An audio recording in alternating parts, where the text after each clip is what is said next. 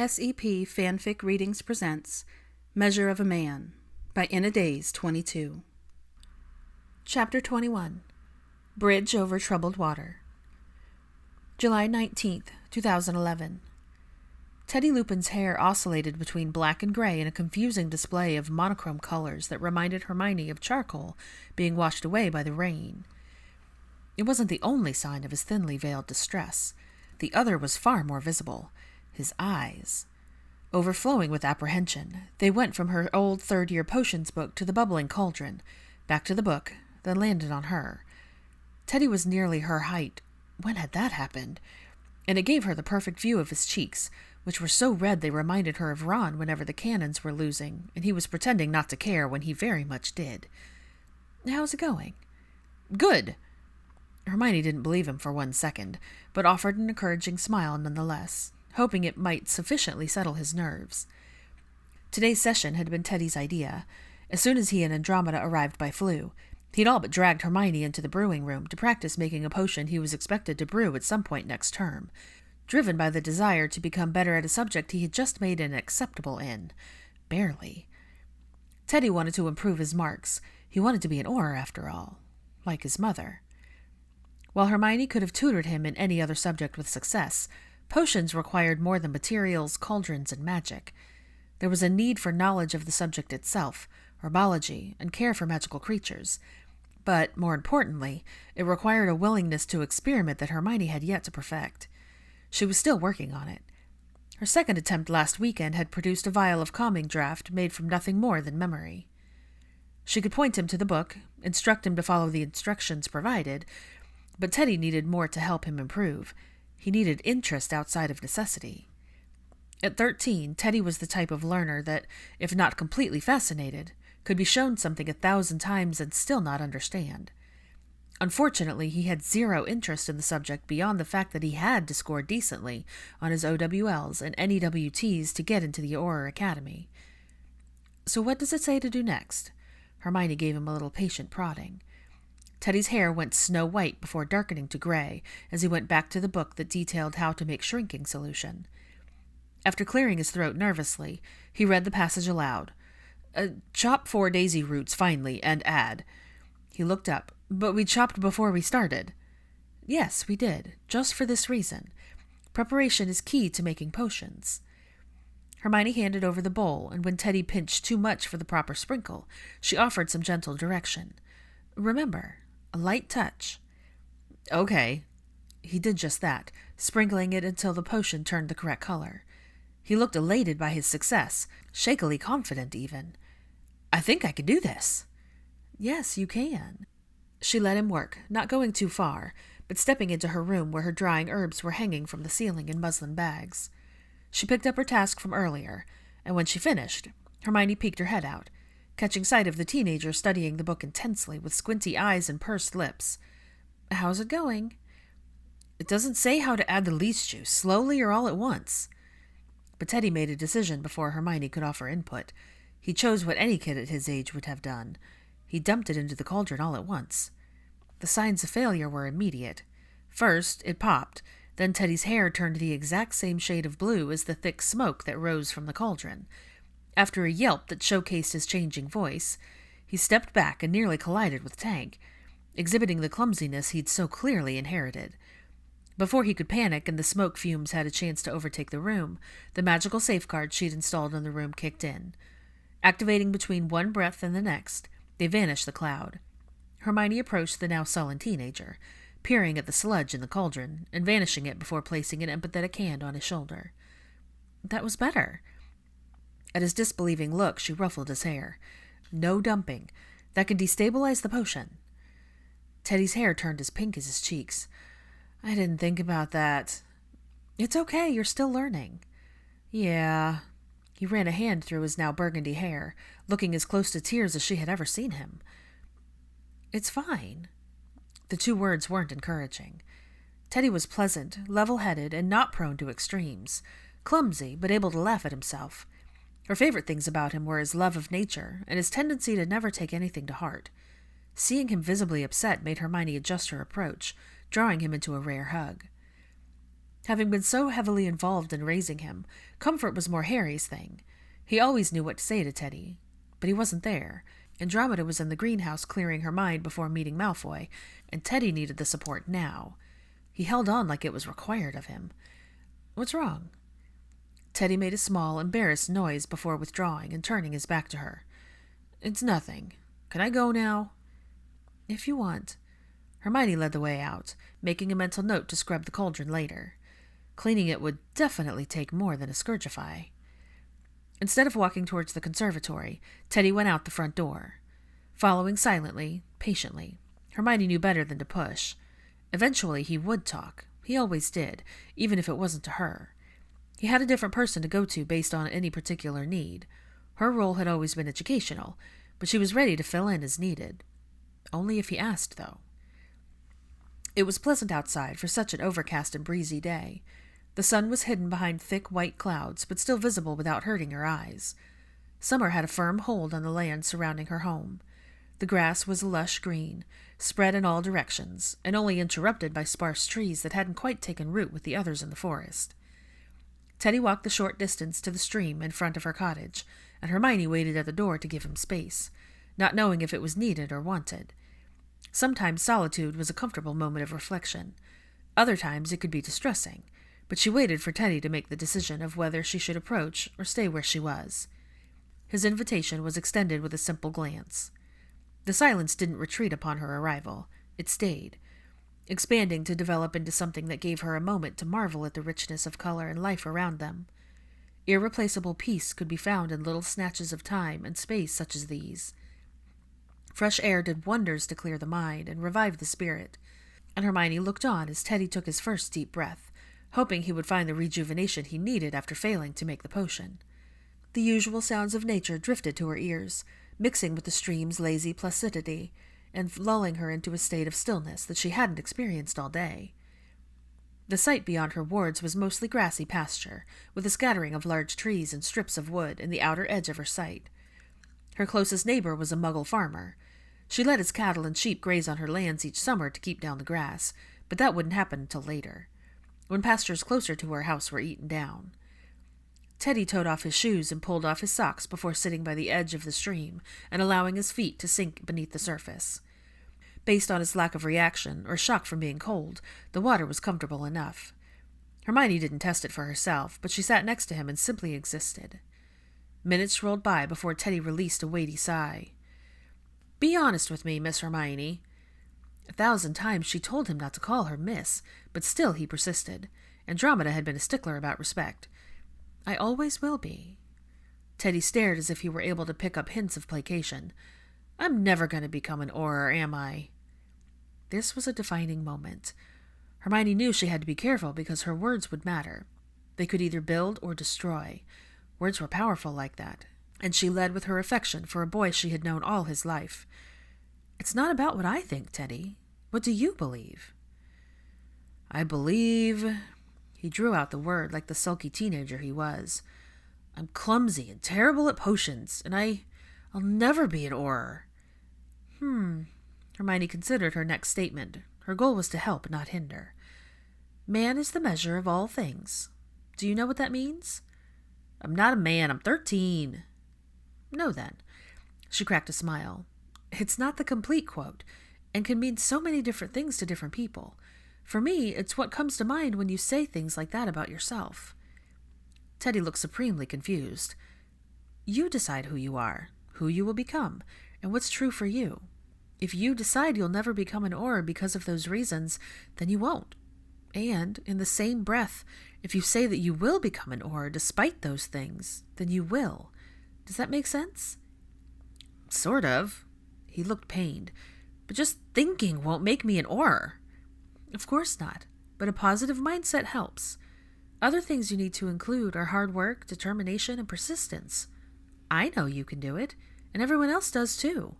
We believe in you. We always will. But you have to believe in yourself." "How can I? I got an A in potions last term. You made Polyjuice in 2nd year. Victoire got an E in potions 1st year, and I still can't get anything right." "You can't compare yourself to everyone else." Hermione rested a hand on his shoulder. You're not them. You're you. And that's amazing. You don't want to be like everyone else, do you? Yes. His admission was quiet, sullen, as he looked down at the clear water and wiggled his toes. That's boring. She leaned a little and bumped her shoulder against his until Teddy gave her a ruffled look that made her smile widen. Can I fly like you? Hermione still had zero inclination towards flying, and Teddy knew it, giving her a little chuffed laugh before shaking his head. Is Victoire as good at transfiguration and charms as you? Again, he shook his head, but seemed to have a growing understanding of what she was saying. You're unique, Teddy. Even without your ever-changing hair and facial features, there'll never be another you. Hermione ruffled his hair until he complained while leaning away to fix it. His mood settled his hair into a shade of turquoise as her smile softened into something smaller and more genuine. You'll make them proud, I'm certain. Teddy turned to her, eyes brimming with respect and tinged with hope. His hair faded to the same brown as his father's. Hermione's heart felt heavy with memories. Teddy didn't say anything. He just rested his head on her shoulder as they both looked off into the distance. Miss Hermione? How long till Harry gets here? The question dissipated the cloud of heaviness that had settled over them. He sounded oddly nervous, as well as a little too informed. Hermione squinted at him, but Teddy pretended to be more interested in the clouds, whistling a tune she didn't recognize. As far as she knew, neither Andromeda nor Teddy had told him about today. They wanted to see how it went before even approaching the idea of bringing him into the room. It wasn't a hardship. Teddy tended to keep to the guest room with magazines or the telly whenever he came over. How do you know what's happening today? I overheard. Teddy's hair tinged purple with pride. She gave him a knowing look. Snooped? Yes. His cheeks burned red and his hair lightened to something more lilac. Was practicing stealth. Looks like you'll be an Auror in no time. Hermione laughed when his smile brightened back to his normal level of happiness. What did you find out? That I've got a cousin I've never met. The shift in his demeanor made it obvious he had no idea how to feel about that news. He shrugged awkwardly. My grandmother never talked about them before. You do? Hermione didn't know how much to divulge, what he could take, or what he was ready for. But the way he perked with interest meant he was ready to know something. Actually, you have 2 cousins. 2? Teddy's eyes widened, jaw slackening with shock. Let's see. She tapped her chin. Draco would be your first cousin, once removed, which is just a fancy way of saying you're the son of his first cousin, which would be your mother. Teddy nodded his head, but still seemed lost, which was fair. And Scorpius would be your second cousin. Who's Scorpius? Draco's son. He's 5. That grabbed Teddy's interest. Has he met Al? He knew, just like everyone else, of Albus's issues with shyness and connecting with children his own age. He perked up at the prospect of a new friend in a sweet gesture that softened Hermione. He had grown into such an amazing kid. Well, now an amazing teenager. The thought was a little scary and also mind-blowing, a reflection of how quickly time had passed. Yes, and they've become good friends. They draw each other pictures. Al sends him voice notes, and Scorpius sends him pictures of his cactus. It was still so heartwarming to witness their bond grow despite of their physical distance. All she could do was foster it with the hope that their friendship would blossom more when Albus returned. She couldn't wait for their reunion. At the conclusion of the drawing each session, each end of Al's letters, and every flu call when he asked about Scorpius, she could tell that they couldn't wait to be reunited either. The good news was that Harry and Ginny had narrowed it down and were close to choosing a new home, so maybe it would be sooner than planned. What's he like? Teddy was quiet for a moment. Scorpius? Him too, I guess. Teddy shrugged and moved his feet under the gentle current. Ah, so both. Scorpius reminds me of Al, so be kind. He's not used to being around other kids and may get a bit lost or overwhelmed. He doesn't talk. At Teddy's confused expression, Hermione looked out at the pasture, exhaling in the breeze. His mother was sick for a long time. Last November, Teddy's hair turned black with understanding. Oh. He's lost someone, just like you.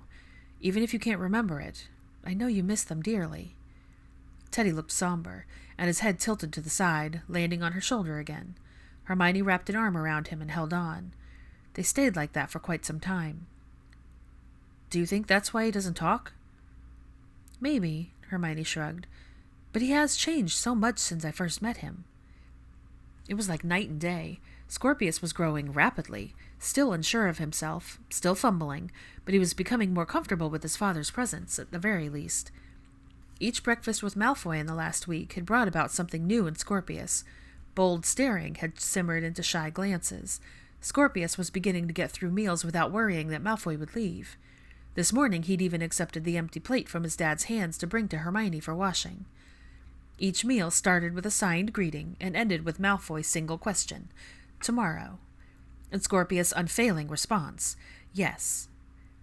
On Friday, after Scorpius left for classes, Hermione had fretted over what changes the weekend might bring to their tentative routine, but a late Saturday afternoon flu call from an amused pansy loosened that feeling of worry that had soured her heart. Apparently, she'd happened upon Malfoy eating cereal with Scorpius that morning when she turned up to take Narcissa out for a spa day. The mental image, along with Malfoy's commitment to hold on to the connection he'd tentatively made, still made her feel warm and light. "What about my other cousin?"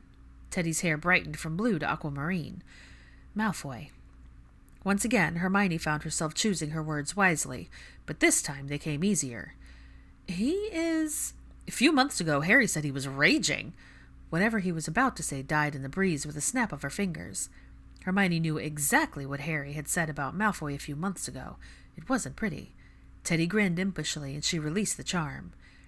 "You shouldn't repeat what Harry says. It's important to make decisions about a person for yourself, and not based on what someone else told you, or even how you remember them. They can surprise you. Harry knows this now, too, and so do I." That was the truth. Teddy nodded. "If you want to know how he was at your age, well, he was a foul, pointy prat when I hit him third year. Still a highlight."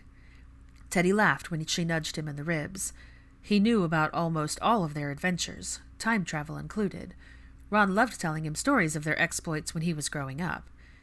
But Draco is older now. He can still be a prat, a very aggravating one, but also not. He's odd. Hermione lowered her voice as if telling him a secret. "I can't quite figure him out." Teddy's eyes widened. "But Harry says you know almost everything." "Almost," she emphasized. "Not everything. Not him. Not completely." To say she truly knew anything, there had to be a totality to her knowledge, or as much as she could expect within reason. It was hard to understand someone who had been so closed off, someone who seemed like a blur of contradictions.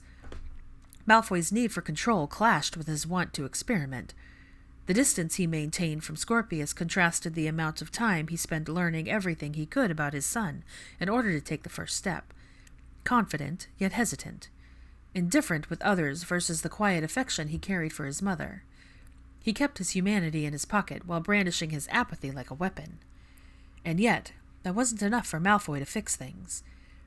There were more things that didn't quite fit with the persona he kept up, the one that appeared to be losing its steely shape as of late, or maybe that had always been a mirage, a trick played on her before her very eyes. There was the T, which still remained the largest question. "Maybe you're thinking too hard." Hermione had startled enough by Teddy's words to laugh. "Oh, and is that your opinion, great wise one?" "Dunno," the teenager shrugged. "Maybe you don't want to know him." "Oh?" She figured she could humor him. "And why wouldn't I?" "Then you'll know him." Before Hermione could inquire exactly what he meant, she heard someone calling her. They both turned. Harry was waving her in. It was time. She looked at Teddy. "You can come in and meet him if you want." "Maybe later. I'll go feed and play with the chickens, and maybe—" He smiled too brightly, hair turning a pleasant shade of gold, like a halo. "Can I use my wand to water the plants in the greenhouse?" "You can use the hose." Teddy sulked. He knew he couldn't use magic outside of school, no matter how much he hated that fact. Not that she cared about that particular rule, as often as they'd broken it, but really the very last thing she needed was the ministry to show up at her house due to his trace. Unlikely, but not outside of the realm of possibility, given the methods they'd used in the past to enter her home uninvited. The current tension between her and the Wizengamot and the ever-growing whispers that followed her around like a shade didn't help matters either. Hermione got to her feet, dusting the grass off her jeans. "When you're ready." With her parting words to Teddy, she made the walk back to her cottage, greeting Harry at the door. She glanced at her watch. They had another 2 hours before she'd have to skip out for lunch with Scorpius and Narcissa, who had decided to grace them with her presence, likely to observe her grandson's break time. Harry wore a slight cringe when she closed in on him. "What is it?" "We have to meet the teams in Godric's Hollow in an hour. There have been a series of Death Eater sightings north of town." While not a great distance away, Godric's Hollow was the closest town to her home. If there were sightings, well, that was a little too close for comfort. "We're putting the town under watch, issuing a curfew, and coordinating teams of guards. Any activity around your wards?" "None since the end of last month. The one she'd broken down and told him about a day or so after her and Malfoy's reconciliation. Harry had sent a team to canvass but found nothing, not even a hint of any people in the woods around her home. It's been quiet." "Too quiet. I spent this past full moon at Pansy's, and the next day we checked everything. No signs at all of any activity or disturbances. In fact, the last disturbance had been... How's Mathers?" "Improving slowly. We were able to extract his memories, and..." Harry looked disturbed. "Killing him would have been an act of mercy. His family wants him obliviated, so he has the chance to start over." Risky, experimental, and ethically questionable. It was Roger's sort of case through and through, but she already knew it was something he would argue against because of his brother. Hermione made a note to set a meeting with him, for curiosity's sake, and then one with Theo to learn all the details. Today, though, there were more important matters. "Is Andromeda still in the greenhouse?" "Yes, Malfoy's in the conservatory having a look around." That was odd. He'd been there before. Harry looked at his godson, who was stretched out against the grass that was the exact shade of his hair. "Is he coming in?" "Not yet." "Interesting. He was oddly excited about coming." "Actually, he wanted to brew shrinking solution." Harry scratched the stubble on his jaw. "Did he—" "No, but close. There were no fires this time." His green eye softened with worry. "It's fine. We handled it. Then we talked about the meeting today. He knows, at least in some capacity, what's happening." "Stealth practice?"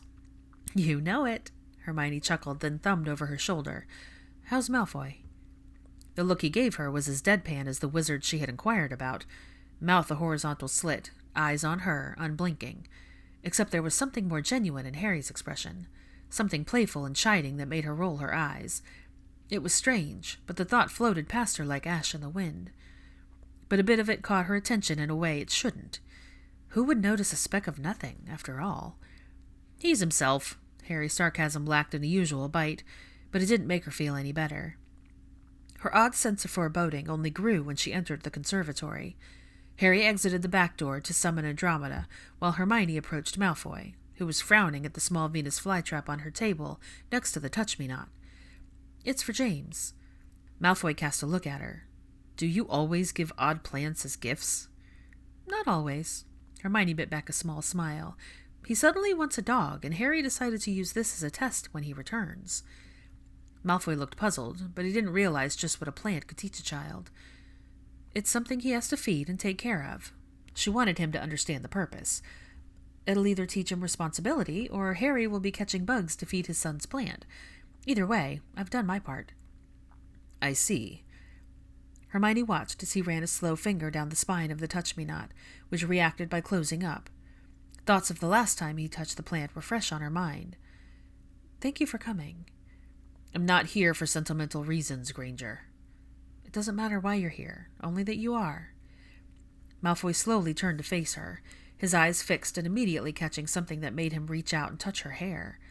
But before a puzzled Hermione could think or do or say anything, he explained away his actions by presenting a thick blade of grass that had been caught in her hair. He tossed it in the rubbish next to the table. "Oh, Harry never said anything." Hermione awkwardly patted her curls down. "I doubt he noticed." "But you did." Malfoy's stare took on a decidedly sharper edge before he abruptly looked away, ending the conversation. Had she not watched him closer, paid more attention to what he wasn't saying, the conversation might have been over. His body language gave nothing away, but there was a heaviness about him, a slightly familiar expression that made her wonder. "Are you nervous?" His responding scoff was incredulous and haughty. "I have no reason to be." "You've never met her, and she's your aunt. I'd be nervous if I were you." Her words made him tense. I've never met her, nor do I have a connection to her in any way, outside of lineage. Blood isn't the only thing that bonds people together. Hermione suppressed the urge to fill a fraction of space between them. I think gardening has made me understand that we're all connected to a deeper, more significant level, whether we want to be or not. It's up to us to determine the hows and whys, and whether we choose to nurture that connection or not. By that logic, you and... He never finished his statement. The door opened, and Hermione looked over her shoulder just in time for Andromeda to enter with Harry at her side. It felt as if everything, even time, came to a halt when the two relatives took each other in for the first time. Though she was more focused on Andromeda, Hermione could almost feel Malfoy's destabilizing spike in the energy as he inhaled involuntarily. By the time she looked, his mask was set, even if his energy wasn't. Instead of sitting at the table, Andromeda approached them. Hermione nearly stepped out of the way, but an odd feeling kept her rooted at his side. "Hello, Draco." "Andromeda." Malfoy inclined his head. The manners he'd learned kept the action fluid, even if his tone was not. They observed one another for another breath, then two. Andromeda was the first to break with a calculated attempt at amicability. "You remind me so much of your mother." "You mean my father." His comment was curt. Hermione had expected that, but something about its utterance caused a coil of caution to curl inside of her. That tone was reminiscent of one he'd used on her a time or two. "In looks, I suppose, but the expression you're giving me right now reminds me very much of your mother." And while Andromeda offered no further explanation, Hermione could see the similarities once they were all seated at the table. Malfoy and Andromeda sat on the opposite ends, while she and Harry buffered the space in between. Malfoy appraised his aunt with the same scrutiny he did everyone else when she returned with a floating tray of tea and biscuits. He began to politely stand, a move that made Andromeda's head tilt, but Hermione shook her head and raised her hand to halt his unnecessary action. Only when he relaxed back in his seat did she serve each person their tea and place the plate of biscuits in the center of the table. As she took her seat, Hermione caught sight of Malfoy's tension, which contrasted Harry's eagerness to help himself to a biscuit. He was the first, despite Hermione's hard look. "I love your baking." Unapologetically, Harry took a bite and closed his eyes. "So good. Though I prefer your sad pies." Fortunately for him, he was too far to kick, but he caught the daggered glare and grinned sheepishly. "I should shut up." Hermione almost answered yes, but changed her mind when she caught Malfoy and Andromeda both unified in their puzzled expressions. It had been a good icebreaker moment, albeit unexpected, and she felt the tone shift in the room. If only for a moment. Both aunt and nephew looked at her, then at the plate of lemon biscuits. The latter's lingering gaze was filled far more scrutiny than the former. "Did you say lemon?" Andromeda helped herself politely. "I love lemon. Well, anything, really." So did the person she had in mind when she'd made them, but Malfoy maintained his pensive silence. He seemed distracted, and it earned him the push Hermione gave, or shove. "Malfoy loves lemon as well. Isn't that right?" His stare shifted into a scowl, carving a hole into Hermione to express his disapproval. She noted it with a raised eyebrow, but pressed on. She wouldn't step back. That much was clear in her body language and pointed look. There was a small tick in his jaw before his face relaxed slightly. "That's correct." His two words were delivered in slow drawl that sounded faintly like a growl. "Then you should help yourself." Hermione sipped her tea, which she did with petulant slowness, frowning all the way through the action of tasting the biscuit. It was hard to read him for approval, or maybe she hadn't fully tried, but he didn't voice any criticism, so she accepted it as a success. Next was the tea. Hermione watched him with the quiet hope that she'd gotten it right. She hadn't had another opportunity to observe his preferences, and she'd had to rely on her memory. 1 sugar or 2? Steeped for how many minutes? All sorts of questions weaved around as she prepared it today, but her only indication that she'd gotten it right was how quickly he finished it. She smiled into her own cup.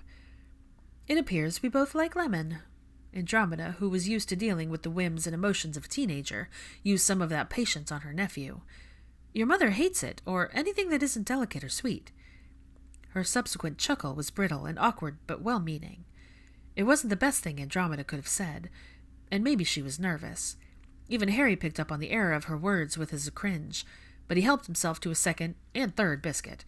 He was hungry, and Hermione found herself wondering how he could eat. Her stomach had been twisted in knots from all the tension. Malfoy cleared his throat, and she froze. Nothing good could come from that sound. How exactly would you know that her tastes haven't changed? Crisp, sharp, and calculated. There it was. Malfoy had been waiting for the perfect line, the perfect moment to strike. You abandoned your family and haven't seen or spoken to my mother in years. For the longest 20 seconds of her life, Hermione couldn't speak. Her heart beat in her ears. Harry shoved an entire biscuit in his mouth. The graying sky served as a reflection of the mood in the conservatory. It was hard to ignore, but even harder to resist the urge to step in. That wouldn't work, not with either of them, nor had it been part of her plan in attending. Her role was simple: provide a safe space, serve as a buffer, and let them interact. Malfoy's definition of interact, however, apparently involved going on the attack. But Hermione was quickly reminded of the difference between Andromeda and those who found themselves frustrated with Draco Malfoy. She let his attack roll off of her, like the rain that would soon be sliding down the glass. Unforgivingly direct and abrupt. Andromeda chuckled to herself. You are definitely my sister's son. Not one for small talk, are you? Not if it can be helped. Then we should bypass it completely. Yes. Not liking Malfoy's tone, Harry gave her a wide-eyed look that begged for intervention before washing his biscuit down with tea. Hermione still waited with the fading hope of civility, and wished for the strength to not vocalize her irritation, loudly. I suppose you want to know why I declined to show up for tea with your mother. Andromeda picked up her teacup and took a small sip.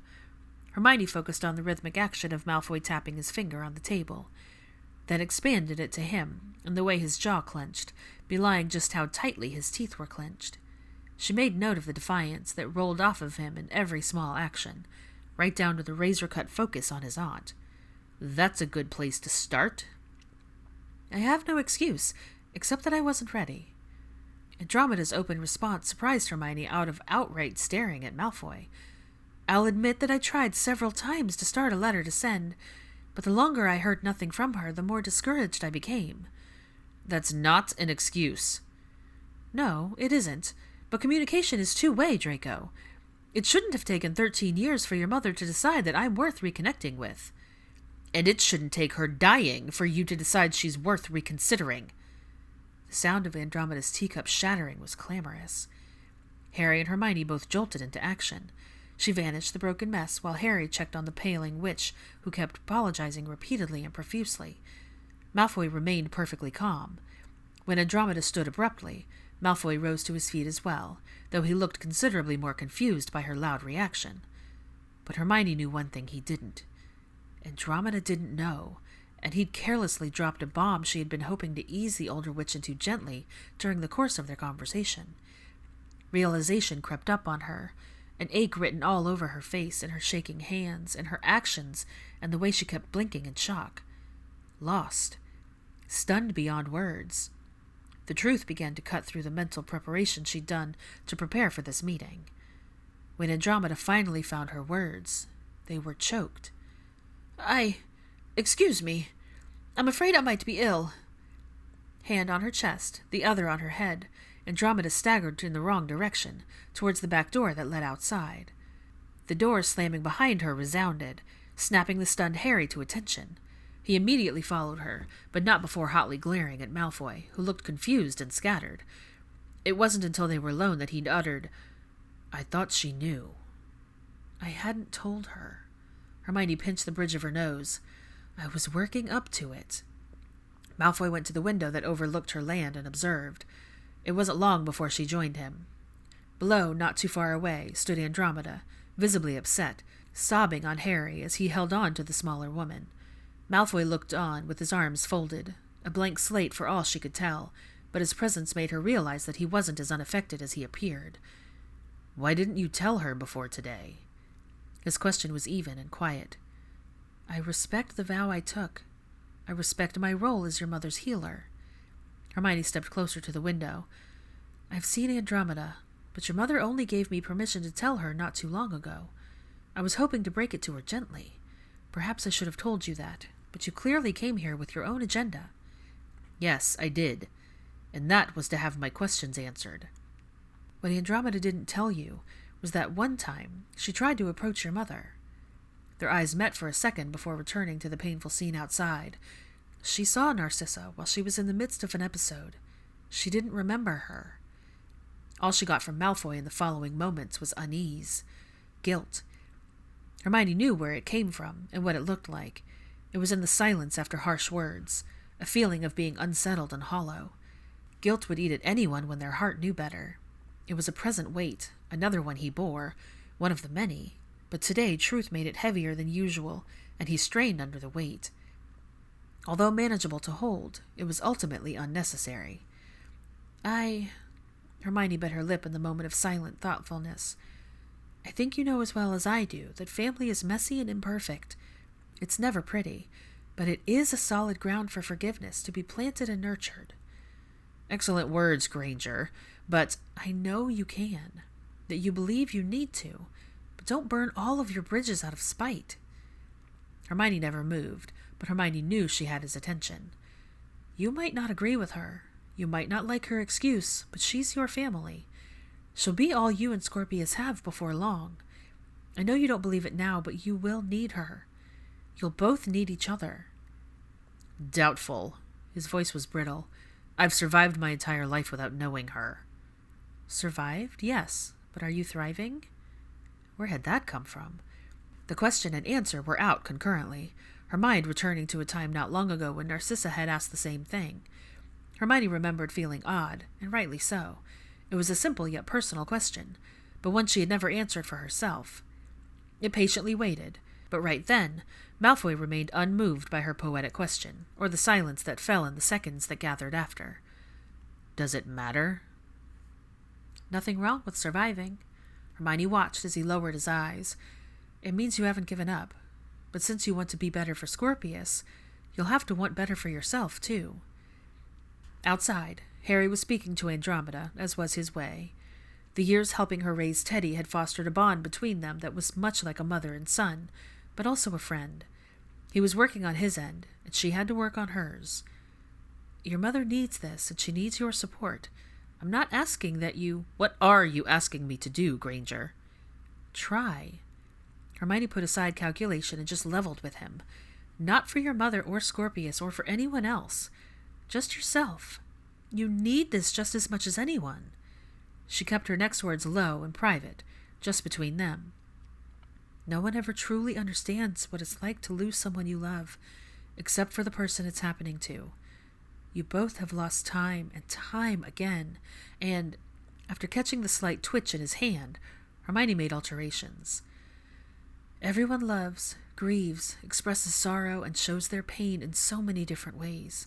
Like your relationship with your mother, distance doesn't negate the fact that you love her, doesn't change the fact that you care about her well-being and want the best for her regarding the care she's afforded.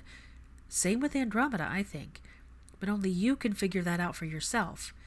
If you're not willing to do that, what was your reason for coming at all? Hermione excused herself to clear the table, sending it all to the kitchen where she washed everything by hand and put them away. Upon her return to the conservatory, she expected one thing, but found another. Malfoy was gone, and Harry stood in his place, looking out the window, deep in thought, and she quickly found out the reason for his expression.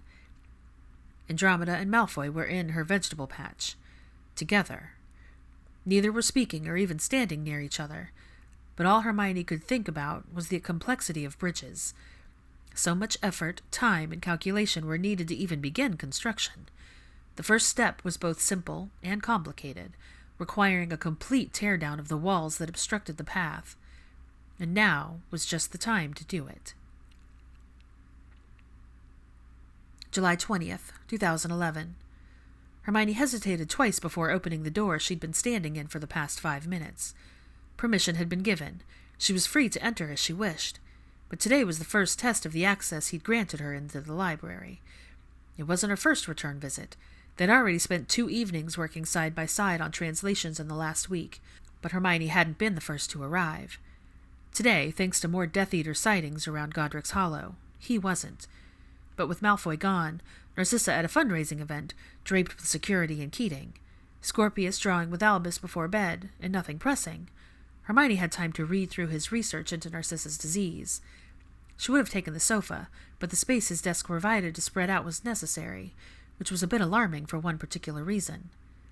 Malfoy had cleared a spot for her by neatly stacking his work on one side. The tidiness brought her attention to something she hadn't seen since her first visit. The pictures of him and Scorpius sat in the front of a new bamboo plant, which was properly watered and placed in front of a perfect spot for the indirect sunlight it thrived on. Hermione found her attention drifting to the picture of Malfoy holding a newborn Scorpius, taking in the softer expression, which gave new and deeper meaning to the note she could never forget. "You're the best choice I've ever made." Then she turned to the more recent photo, noticing something she hadn't before. It was nothing more than a glance, a flash, a hint. When Malfoy rested a hand on Scorpius's shoulder, the little boy shifted away from his touch, and that was when she saw it clearly written on his face. Worry. Another clue. Another moment of hindsight. Another moment her bias hadn't allowed her to see clearly. Hermione sighed into the empty room, opened the first of his folders, and got to work, trying to clear her mind of the growing swell of thoughts concerning the father and son in the photo she kept glancing at. She shook her head and focused, but still found herself noticing little things, like the difference between their approach to Narcissa's disease. Malfoy's initial focus had been on the actual science, the symptoms and the cause. Hers had been with the broader picture, the totality of dementia. Where Hermione had been focused on slowing it down, Malfoy wanted to break it down to its molecular level in order to find a cure, to save her. Hermione had accepted that there was no cure immediately, because that was what everyone had told her, even the books, but he'd needed explicit proof, and there wasn't hope for that before accepting her fate. The first two folders showed his relentless pursuit to root out a cure, but somewhere in the middle of the third, his research shifted, changed, as Malfoy began to accept the truth. His focus became more about the individual symptoms and the best way to treat them. It had led him to a similar place. Only where she'd gotten her information on treatment potions from Charles, Malfoy had found out firsthand. His idea of combining the potions was laid out on parchment in his awful handwriting that she had to squint to interpret. She read over the list of every possible bonding agent he'd figured out. The ones he'd ruled out had a single line through each name. Amongst the survivors were photos of each herb, along with pages of research into their properties. His theory to combine the 3 potions involved small proposed alterations to the current recipe, and should it work, it would vastly improve the regime she had Narcissa on.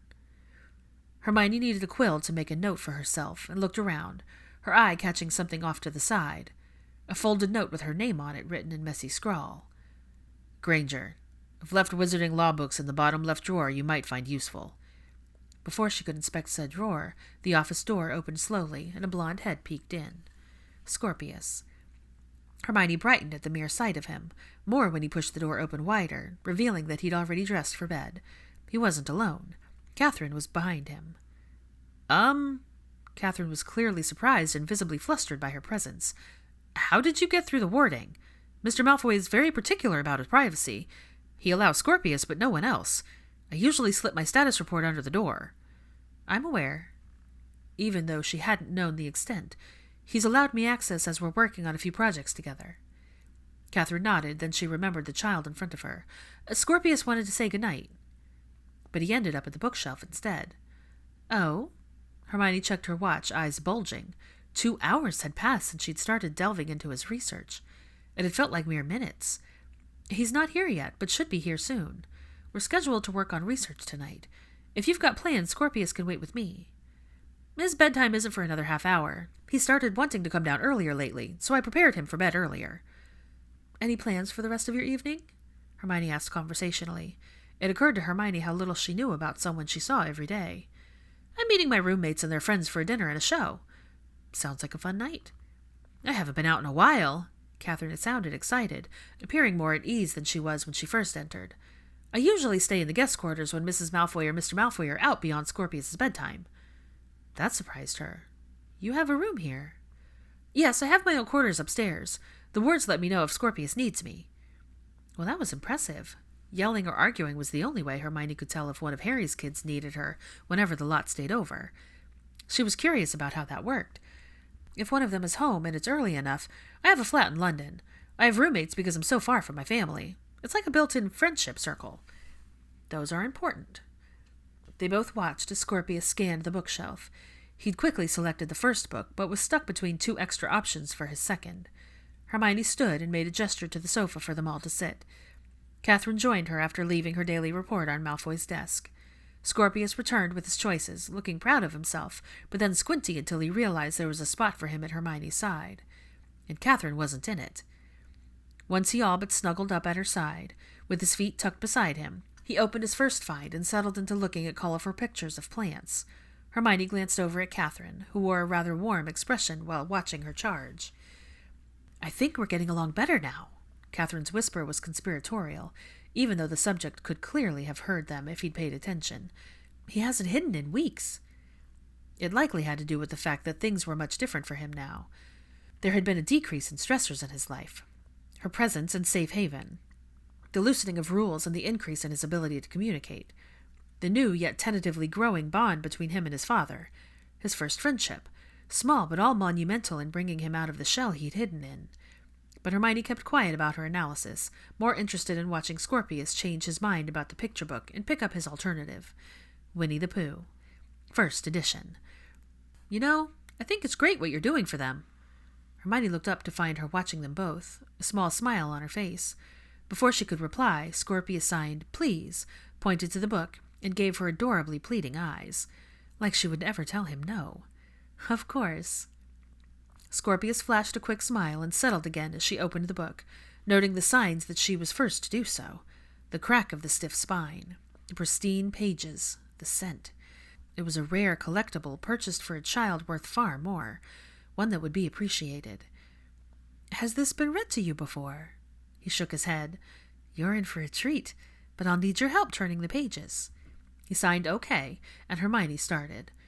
The more she read, the more comfortable he got. He rested his head on her arm and wound his arms around hers. When his thumb made its way to his mouth, the countdown commenced. A glimpse at Catherine 2 pages later for a silent check-in proved just how right she was. But before he dropped off completely, before his breathing shifted to the deep slumber of a tired child, the Floo came to life and outstepped his father, who halted in his steps, surveying the room. Scorpius slowly blinked awake, rubbing his eyes. Catherine was instantly on nervous edge.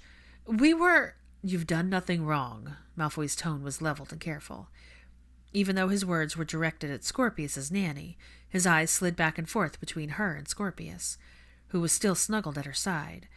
He hadn't moved or let go, only yawned adorably, his mouth forming a perfect circle. Scorpius sat up slowly, then tensed when he realized his father had arrived.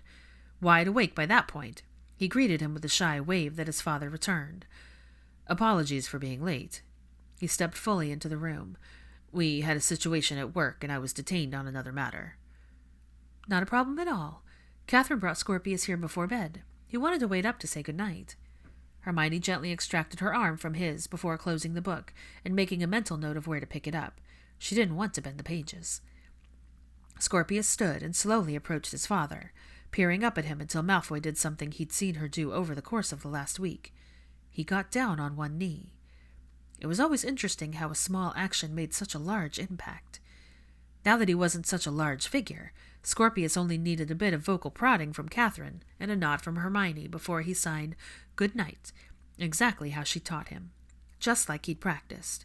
His ears turned pink from his father's attention, and Hermione had to cover a grin. The sight was too wholesome for words. But then Malfoy did something that made her breath catch, her smile fading to something just as tentative as his action. He signed 2 words that gave Scorpius pause, made him look to her for interpretation, a phrase he didn't know, and one that she did. "Sweet dreams." Hermione repeated the sign, only now with words and meaning. Scorpius's eyes went wide at the surprised affection expressed in simple words, while his father's ever-present nerves laid underneath the layer of calm he tried to radiate. She saw his discomfort, but also his resolve, and while Scorpius didn't sign back, he took an unconscious step towards his father, both of their eyes wandering down as he opened his small hand in what appeared to be the start of an offering. But then he bottled up, shied away, and stepped back while signing good night again. He scrambled to Hermione's side for comfort and support. His lean turned into an embrace that could be described as stolen, only it wasn't, not really. It was willingly given. You did so well, Hermione whispered between them as Malfoy rose to his full height. Sweet dreams. Hermione showed the little boy the sign again, which he did for the first time on his own for her, then shyly for his father before leaving with Catherine. He looked back 3 times. It wasn't until the door shut behind them that Malfoy showed a hint of exhaustion. He ran a hand over his face and tried to start the new task. Hermione didn't move. Sit for a moment. Hermione gestured to the sofa and was surprised when he listened without argument. He must have been tired. Godric's Hollow? More sightings farther away from town. Hermione watched as he removed his tie and laid it on the table. The act was something normal that anyone would do after a long, frustrating day, but it was more noteworthy that he had done so in her presence, and without much thought. What have you all been instructed to do? Hestia has been given out the discretion to handle the situation, so we've expanded our patrol 20 kilometers out. There are auras positioned throughout the village and task force members patrolling the woods. Potter is likely still there. Meaning things were more serious. I live within the patrol zone. Should I be worried? Are you? Dressed like a question, his comment sounded more like a probe, testing the strength of her confidence, looking for weaknesses. It wouldn't be surprising if you were. Potter has expressed concerns for your safety. To you? Not just him. Malfoy sat back, appearing relaxed, but there was an undercurrent of tension that could have meant so many things. I've heard concerns from multiple sources. Theo? Which made sense. Still, he didn't confirm or deny it, but his silence was more than enough to confirm her assumptions that her friends were talking. Hermione didn't like discussions surrounding her, never had, but she found it far more irritating now that Malfoy was privy to them. Now, what I don't understand is why. His face narrowed in slight suspicion. We're all under the same threat. Potter's home was vandalized. Why is there so much discussion about your solitude and your wards?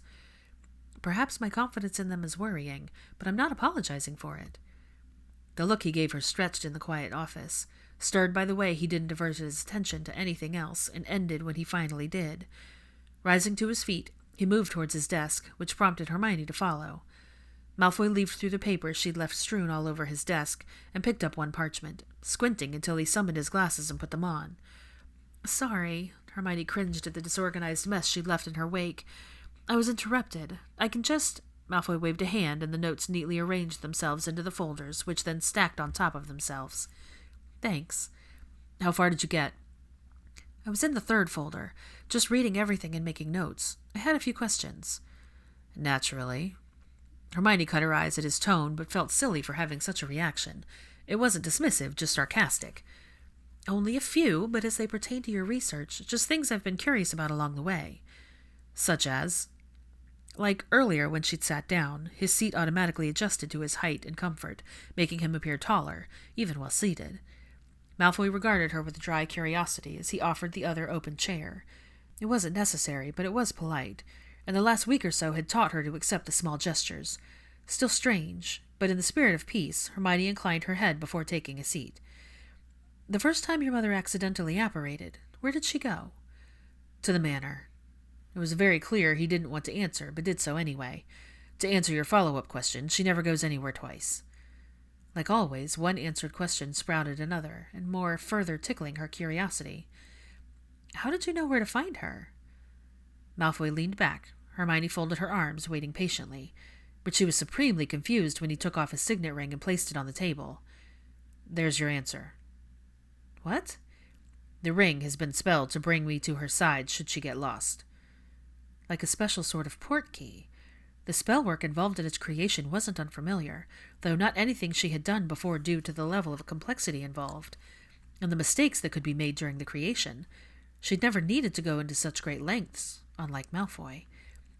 Apparently Hermione had been reeling in shocked silence for too long. It's not illegal, if that's what you're wondering. Malfoy's drawl was like the aura surrounding him, a bit guarded and defensive, but above all, unapologetic. Frowned upon, yes. Unethical, possibly. Illegal? No. I've checked to make sure. He lifted a brow over the black frame of his glasses. Arguments? Several, but more importantly, why are you telling me? It was done for my mother's security, something you previously mentioned my lack of foresight on. I'm telling it to you now to show you that your statement was incorrect, and I have considered it. Should she wander away in a public setting or accidentally disapparate, I'll only need that to find her. Malfoy gestured to the ring on her desk as if allowing Hermione to examine it for herself, which she did. You could use a tracking spell. They can be... Malfoy paused abruptly when she absently slipped the ring on her middle finger. It wasn't close to fitting. Inaccurate. No need to look. She already felt him watching, but she couldn't stop herself from lifting her head anyway. Heavy, focused but slightly lidded. He rested his elbow on the arm of his chair and cupped his chin in his hand. Hermione fought back the discomfort of feeling exposed in a moment she shouldn't have been scrutinized, ignoring the sensation that coursed through her veins, and the sensation so tense the only thing she could reason to do was take off the ring. Before Hermione could place it on the desk, Malfoy whispered a spell that brought the ring to life in her hand. The emerald stone lit up, pulsing slowly. It quickens the closer I am to her. How is this tied to your mother? As far as I know, there has to be something it's connected to. She wears my father's wedding ring around her neck. Malfoy folded his arms across his chest. He gave it to her the night he died. It took the better part of 3 months to work out the magic, and another to work out a deterrent charm to make her reconsider removing it. That is the unethical part. He caught the surprised look on her face. Arguments? Several. Does Narcissa know? Yes. Malfoy put the ring back on. It was her suggestion, after it took hours for me to find her once when a tracking charm I set didn't work. I placed a deterrent charm as well, so if she has a moment of forgetfulness, she doesn't want to pull it off. As you know, my mother does not like feeling out of control. Yes, I know. The morality was questionable at best, but if Narcissa approved, there wasn't much argument for Hermione. Besides, it was fail-proof, and it worked in a way that gave her peace of mind. I don't much like it, but you'll ignore rules when they no longer suit your needs. Which was true, but Hermione hadn't expected the blunt statement. You've got me all figured out, then. Not exactly. What else do you want to know? She opened her hands. Unlike you, I'm an open book. Are you? Malfoy's eyebrow lifted in challenge. About your opinions, arguments, and judgments on anything you find reprehensible, or not up to your standards. Yes, you absolutely are. Anything else? Not so much. Curious statement from someone who knows how I prefer my tea. I've observed. He went into his desk and pulled out a scheduler. I need to cancel Thursday. Quite an abrupt change in topic, but Hermione was quick on the update. That's fine. The real reason I was late tonight is I went to visit my aunt. Hermione's thoughts came to a stuttering halt. What? During the dinner she forced me to eat. Malfoy glared hotly when she made a small amused noise. Andromeda definitely had a knack for forcing meals, and she wondered what tactics the witch had used on her impossibly stubborn nephew. Blunt force? Hermione's smile grew with the mental image that faded when she realized she was being watched. We coordinated a meeting for tomorrow, he continued on. Given the circumstances and both of their willingness to meet, my aunt doesn't want to wait any longer. I'll speak to my mother when she returns tonight. I can host, she volunteered instantly, still flabbergasted that they managed to sort it out without her intervention. This was the best news she'd gotten all week, even though Malfoy's expression remained flat. I can cook, and... Malfoy silenced her by clearing his throat pointedly, then shook his head in something close to amusement. My aunt told me you would volunteer to host, which is fine, as your home is neutral, familiar place for us all. As far as cooking, she said to tell you to receive. Hermione only frowned. She could hear Andromeda saying those very words in her head. There was no point in arguing with her, especially from a distance. Fine, but who'll cook? It's none of your concern. But, Hermione exhaled her need to know every detail in hopes that it would go away. Just for this. Fine, that's fine. She's right. I am busy. I have interpretation work, research into this binding ingredient, and my actual work. I need to begin brewing next month's Wolfsbane, and I don't have to control... She trailed off when she looked back at Malfoy, who was regarding her with an expression reserved for someone who was unhinged. She scowled at him. You're judging me. I am. A quirk of his jaw made him appear more stern. Malfoy proceeded to lay out his work for the evening and handed her 2 law books from the drawer. Hermione accepted them both, along with the parchment of translated text. It took several minutes of quiet work for her to realize that the expression on his face had been one of amusement. July 21st, 2011. Andromeda had clearly spent the previous evening planning, thinking, and creating. It was all delivered to Hermione's house by an amused Ginny mid-afternoon. They unpacked everything together. Each time one had a question of whether something had been forgotten, the other pulled out the missing item from the bag. Dinner consisted of beef bourguignon, baked ratatouille, and spaghetti. Who's the spaghetti for? Hermione opened the container, smiling when she noticed the lack of one thing. Asclepius. He doesn't eat meat. Malfoy must have told her. Ginny's brow rose. Malfoy's bringing him? It made sense. Narcissa canceled his afternoon lessons today. Daphne's coming and bringing Halia. Teddy's here, too. They're his cousins, after all. I'll confess, I'm excited to meet him. Harry said... Harry's met him? Hermione looked at her sharply. Yes, last week. Interesting. No one had said a word about that encounter. He went by Malfoy's for something for work, and he couldn't tell if he was being stared at or glared at. Probably both. She was amused by how awkward her best friend might have acted for Scorpius to stare so hard. He does that to new people. Tonight is going to be interesting for him. I asked Malfoy to bring him by early to give him time to adjust. You seem to have him figured out. Ginny gave her a knowing look that made Hermione arch her brow in response. Nothing wrong with that, but you're very in tune with his needs. I see him daily. It's different, and you know it. I already told you. I'm attached. And his father? Ginny gave her a look that hinted at the restraint she wielded. She had far more questions than she was allowing herself to ask. I think it's hard to attach yourself to one without connecting it all to the other. The same logic could be applied to Narcissa, and while she's my patient and we're not clashing as hard as we used to, I'm not particularly attached to her. It wasn't exactly the truth, and Ginny's glare told her she knew it. You never answered my original question. They both stopped when they heard faint voices coming from her office flue. It was the kids calling from Shell Cottage. Hermione returned to the kitchen while Ginny talked.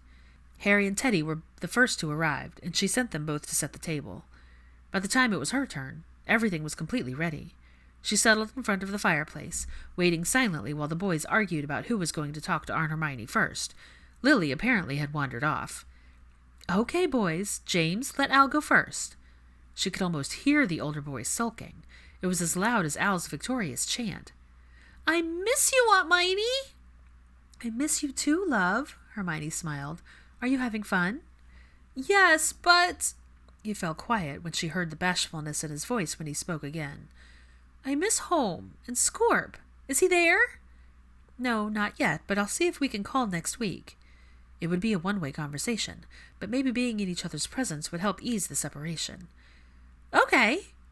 That perked him right up, but Albus had more questions. And my marker? Is it still there? I went to see the trees with Uncle Bill, and I wasn't scared. Okay, maybe a little. You didn't even go in the forest with us, James tattled. Almost, though, Al argued stubbornly. It's not your turn. No, it's not. Hermione watched the dancing flames. Al asking about his marker made her heart ache. She missed their Saturdays. The days alone were quieter than she would have liked. And yes, Al, your flag is still there. When you come back, we'll go walking, okay? Okay. James, your turn. There was an awkward pause. Can I come walking too? The eldest Potter child exhibited an uncharacteristic shyness. He'd inherited his mother's brash nature, after all. I won't make fun of Al. Promise? Al whispered. Pinky swear? I swear. Another quiet moment passed. I miss home too. The first thing I want to do is eat fruit and play with the chickens. Me too, but also with Scorp. He's my best friend. He's your only friend. That's right! Albus sounded so proud. I only need one. The ensuing chatter and light arguing did nothing to ease the twinge in her chest. Hermione missed them terribly, and she found herself listening more than talking until Harry let her know that Andromeda had arrived. With a nod, Hermione told the boys she would talk to them later, right about the time Bill's voice came through the fireplace to ask if they wanted to go swimming. It was something they enthusiastically agreed to, and they rushed off to change. Harry stayed behind to have a few words with his brother-in-law, while Hermione went to change into something more suitable for dinner. The conservatory was always comfortably warm, thanks to charms, so she opted for a floral sundress that fell above her knees. Feminine but functional. Hermione was stepping into a pair of nude flats when there was a knock on her bedroom door. Come in. It was Pansy, who wore a black and white striped dress. She took in Hermione's attire and frowned. "Please tell me you're going to wear heels." "I happen to be in my own home, and I'm hosting. Unless you're here to help me wrestle my hair into—" "You already know that I am." She held up the sleek easies. Pansy used quite a bit to force Hermione's curls into submission, while grouching that Hermione needed to take mercy on her split ends and make time for a haircut. She might have had a point. It was beyond time. They both looked at her in the mirror in her newly finished bathroom. "My job is complete." Pansy glanced at her watch as she tucked her hair behind her ear, looking nervous for the first time in a while. "How do you think this will go?" "Now that everyone is here, I'm hoping for the best." Hermione started down the steps, Pansy at her side. She hasn't seen her sister in decades. Dinner can go so many ways, but it's important that it happens, and that everyone is willing. Honestly, I think we've gotten over the biggest hurdle, and that was— Her words died when they reached the bottom landing, and found the Malfoys standing in her living room. And while she quickly noted Narcissa's soft robes and the fact that Scorpius looked adorable in his bow tie, blue and white checkered shirt, and navy dress trousers, Hermione found her attention settled on the anomaly. Draco Malfoy. Everything about him was normal. His hair was parted as severely as usual. The Malfoy signet ring was on his right hand, and his glasses were on, likely to read the book he carried. Even his attire was typical. His shirt was black, like every other shirt Hermione had ever seen him in. But that was where normality ended, and the deviation began. And it was simple, really. His trousers matched his tie. Nothing incredibly memorable about that, except that they were both gray, not black. And he looked— "Narcissa, you look lovely!" Pansy crossed behind the sofa to greet her and Scorpius, and while Hermione was curious about those interactions, as she had never been in the same room with all three at once, they might as well have faded into the background. Everything was upstaged by Malfoy. Her eyes lingered, searching, very much aware that she was under his scrutiny as well. No one in her entire life had ever looked at her like he was now. It made her step back, her heel coming into contact with the bottom step, but Hermione didn't fall. No, she approached, catching sight of Pansy ruffling Scorpius's hair in a familiar gesture, which made the little boy adorably scrunch his face. They were familiar, but not enough for him to seek her out. From the look of it, Scorpius didn't seem to know how to categorize her. "Granger." Her name from his mouth sounded like a statement, a greeting, and a question rolled into one. It seemed he could say nothing else. The quick moment of reprieve, while observing the humorous scene beside them, was gone the moment she attempted to pass. She attempted to maintain enough distance to prevent the familiar pull towards him, but she felt it anyway. "Malfoy?" Ginny stepped into the room from the conservatory. "They're out in the garden." Pansy looked at Narcissa. "Are you ready?" Narcissa's face was blank when she nodded, and Hermione wondered if she showed her nerves the same way Malfoy did. But she didn't have time to dissect the similarities because the two linked arms and followed Ginny into the conservatory. Hermione quickly glanced back at Malfoy, who was looking down. What was he— She glanced down and found Scorpius peering up at her with wide eyes. He waved. "Hi there." If they had been alone, Scorpius would have smiled. Instead, he keenly looked at his father, who was watching them closely. Malfoy cleared his throat and walked off. Hermione sat on the sofa, and Scorpius stood in front of her, waiting until the door shut behind his father before dimpling at her. She fixed the collar of his shirt and brushed his hair back into place. "Your dad wants to see you smile, too." His face transformed from pleased to thoughtful to nervous. The corners of his mouth forming a frown so quickly that Hermione pressed her finger to his nose to stop whatever was going through his head from taking root. "Boop." He grinned so hard his eyes closed. "We're going to have dinner. Do you remember the sign for dinner?" Of course he did. "Excellent," Hermione beamed. "And there are going to be people here." His features morphed into something close to concern. "I'll be here. You know that, right?" He nodded. "Your Aunt Daphne's coming, and she's bringing Halia. You'll get to meet your cousin Teddy, too. He's nice. His hair changes colors." Scorpius looked cautiously excited. Hermione offered her hand to the silent boy. A few months ago he wouldn't have accepted it, but today there was trust rather than hesitation, belief where their suspicion had once lived. His hand wasn't clammy anymore, and he walked beside her rather than slightly behind. Hermione had a moment of understanding that wherever she went, Scorpius would follow. and the reverse was just as true. Ginny silently stood next to Malfoy at the window as they watched the scene outside. The sun was out, no clouds in sight. It was perfect for a reunion. The right light needed to reconnect broken pieces of a dying family. There was no shame in it, no pride. When Andromeda, who stood between Teddy and Harry, laid eyes on her sister, she moved on her own. Narcissa did too, letting her hand slip away from Pansy's arm. They met in the middle. No words were traded, just affection in the form of an embrace. Connection. It was beautiful to witness. All broken things could be fixed with care, time, and patience, but sometimes it took a little help. Movement caught her attention, a hand tightening its hold on hers in the same way he held on to her cardigan every morning. Hermione held her breath when she spotted Scorpius tentatively, bravely reaching for his father's hand to make a connection of his own. One he had tried to make last night, but lost his nerve. Malfoy looked at her first, then down at Scorpius. He didn't startle when a little hand wrapped around 2 of his fingers. He didn't even flinch. He just held on and inhaled. Exhaled. Hermione watched his eyes shut as the shoulders that silently carried too much weight sagged. It was something wordless that knew no bounds. Relief. Hermione had a shadow named Scorpius Malfoy. In truth, he was more like a baby duckling trailing after her from room to room, from one end of the kitchen to the other, always a careful distance away so she didn't bump into him. Not that she ever would. Hermione was keenly aware of his presence with every step she took, every move. Always willing to help, Scorpius managed to leave her side long enough to bring things like napkins to Pansy so she could finish setting up the table, while Harry and Teddy remained outside with the Black sisters. He came back with the blush staining his cheeks and his hair in disarray from Pansy's teasing.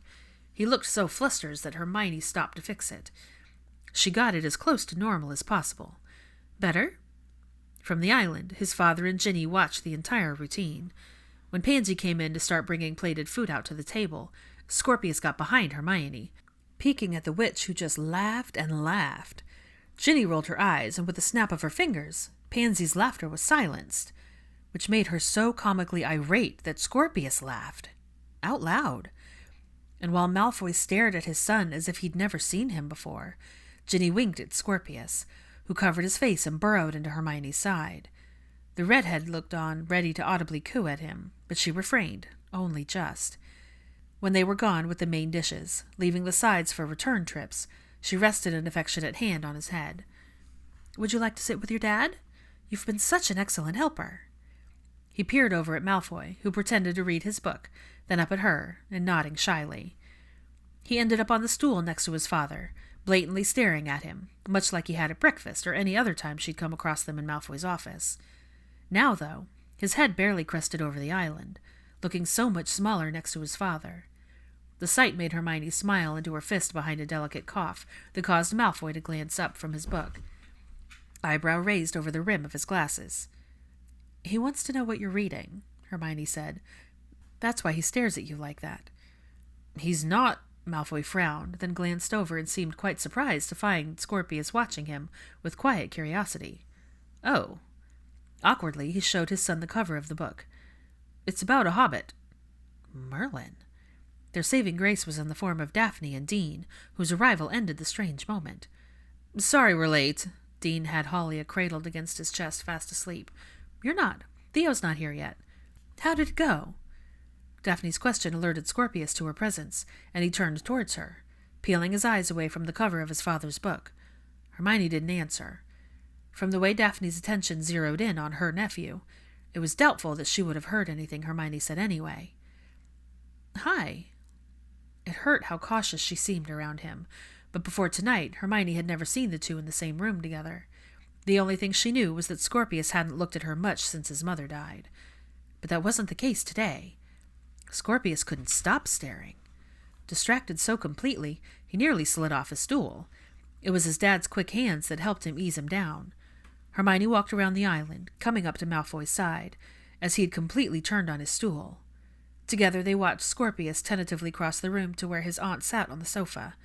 He stood in front of her, scanning her face as if committing it to memory.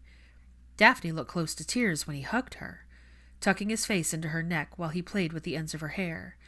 The act settled something in him. The hair. Why does he do that? She and Malfoy were just out of earshot, but not by much. Thoughts of the last time he'd touched her hair were fresh on her mind. She had to know. He used to hug his mother like that. Hermione looked at the man watching the sight with an unreadable expression before glancing back and taking an unconscious step forward. Malfoy grabbed her wrist. Not hard, just firm. His hand was warm against her skin. Hermione peered down, then back at him, but he didn't let go. They heard Daphne sniffle, followed by a choked sob that echoed throughout the room. Does she look like Astoria? Is that why he couldn't look? Yes. Another reminder of the pain in knowledge, but confirmation was brutal. Malfoy released her wrist and reached into his pocket, producing a handkerchief that he pressed into her open hands. 1 second, 2, 3 passed before he let it go and left her feeling as warm as his hands. She gave Scorpius and Daphne time and space before joining them, laying a gentle hand on each of their backs. Scorpius was the first to lift his head, and he stared at his aunt with the same concern he showed the cactus. Hermione offered him the handkerchief and looked on as he dried Daphne's eyes. Empathy at its finest. Daphne seemed caught between a peculiar combination of humor and sadness, which made her emit a choked, chuckling sob. "I love you so much." Touching her nephew's face, the devotion in her voice was unmistakable. And though Scorpius wasn't ready to speak, he looked at Hermione. His eyes were brimming with emotion he didn't know the signs to express, but she already knew, and she translated his feelings for him. "He loves you too." Dinner was an odd mix of pieces of Hermione's life, work, and home that hadn't been combined before. An experiment that hadn't turned out too bad. Most everyone knew each other and were friendly. The outliers were the Malfoys, which added a layer of tension that hadn't been there before. Not all bad, just different. Narcissa was speaking to her sister exclusively. The two caught up quietly at the end of the table, and the natural ease made it look as though they'd never been apart. Every now and then one would laugh. Narcissa was in a good mood, excellent even. She showed interest in Teddy, who still wasn't sure what to make of his great-aunt, and complimented Ginny's dress. She and Dean even nodded politely in each other's direction. And when she asked to hold Halia, Daphne only hesitated for a minute before agreeing. It was progress where none had been expected. Another source of tension had been Malfoy, who everyone knew at the table but spoke 20 words combined to the group from his spot to her left. He and Harry had a quick conversation about a safe topic Hermione hadn't listened to. He also spoke to Theo. And when Teddy started expressing his fascination with Malfoy's job, he answered the teenager's questions. And while Malfoy was in tune with his surroundings, he mainly watched Scorpius, who was comically fascinated by his cousin's rapid hair color change. Hermione had never seen him so overwhelmed by the presence of so many people at once, but he seemed almost content. Scorpius was the center of attention, and it had stained his cheeks a vibrant red that was visible from her spot across the table. They certainly hadn't come for him, but everyone was intrigued. More than once Hermione caught someone, Ginny mainly, glancing between father and son like the fact that they were related made 0 sense. Perhaps it wouldn't to her, because Scorpius had taken an instant liking to Ginny in the way he hadn't with Hermione. Where Hermione had worked to earn his trust, he seemed to have freely given it to Ginny. Perhaps it was the maternal way she handled him that set him at ease. With her children gone, Ginny needed someone to mother, and Scorpius needed mothering. Symbiotic. It worked well during the meal because Scorpius could barely keep his eyes off Teddy's hair long enough to take a bite without spilling spaghetti on his clothes. Somehow, Ginny had gotten him to eat. Daphne's coaxing and a few sneaking glances across the table at Hermione had surely helped. When the plates were cleared, Teddy all but dragged a confused Scorpius towards the door that led him into the house, since he'd already said no to seeing the chickens. Not without Albus. "Teddy!" Andromeda called before he could make it to the door with the bewildered 5-year-old. "Yes?" He grinned too brightly, hair flashing pink before settling into something closer to orange. "Did you ask him if he wanted to go?" "No." He looked down at Scorpius, whose hand was still in his grip. Scorpius stood a bit rigidly, but overall didn't seem anxious. In fact, he seemed mostly fascinated at being included. "Do you want to see the stream out front?" In lieu of an answer, he let go of Teddy's hand and approached Hermione, bringing everyone's focus to her. Leaning in with her elbows on her thighs, Hermione tilted her head a little, giving him a smile as if the room full of people weren't watching. Like his father wasn't right there. "Hi there." Scorpius had a smudge of sauce on the corner of his mouth Ginny had missed, but she got it with her own napkin, in a move that made him scrunch his nose. It took several moments of him staring at her, then back at Teddy, who was waiting by the door. But she realized he sought permission. She hadn't taught him how to ask yet. They would get there. "Ask your dad." She gave him a little push towards Malfoy, who looked like he was still trying to solve a complicated arithmancy problem. What she wanted to tell him right then was that being a parent wasn't only about biology. It was a bonus, yes, and strictly by coincidence. What really mattered was something Malfoy had been doing for a long time, providing security, a life, basic needs. The rest he would need to work on. Stepping up and being there for Scorpius, teaching him things, tending to his emotional needs, being present. Malfoy would figure it out now that he had made it a priority to learn. But first, he needed a little help understanding Scorpius's language. He wants to know if he can go. Malfoy looked at his mother, who was at the far end of the conservatory talking with Andromeda. Then he looked to Hermione, who made it perfectly clear he would be making the call. Not anyone else. Not that it mattered. Scorpius was blinking at him hopefully. He couldn't resist. "Of course." Malfoy gave Teddy a look. "I'll come with." Big eyes from Scorpius brought her along as well. It was just after 6 and light enough for them to see clearly. They walked upstream to a shallower part not too far from the house, but still well within her wards. Scorpius and Teddy walked ahead of them, the former looking over his shoulder a lot, just to be sure. It was nearly calf-deep water that Teddy stepped into, while Scorpius watched his father transfigure his tie into a blanket. When Malfoy laid it out against the edge of the stream, Scorpius sat down. He wasn't keen on getting dirty. Scorpius showed his appreciation and a look at his father's retreating back that only Hermione caught. It was close to sunset. She and Malfoy ended up side by side, as Teddy picked up various rocks, moss, and even a tiny fish she scooped up to show the wide-eyed little boy. Despite Malfoy's presence, a silent figure at her side, the scene before them, the sounds of the stream and nature itself, lulled her into a sense of calm she often felt out here. "It's almost pointless to have a stream this small." "I didn't tell nature what to do."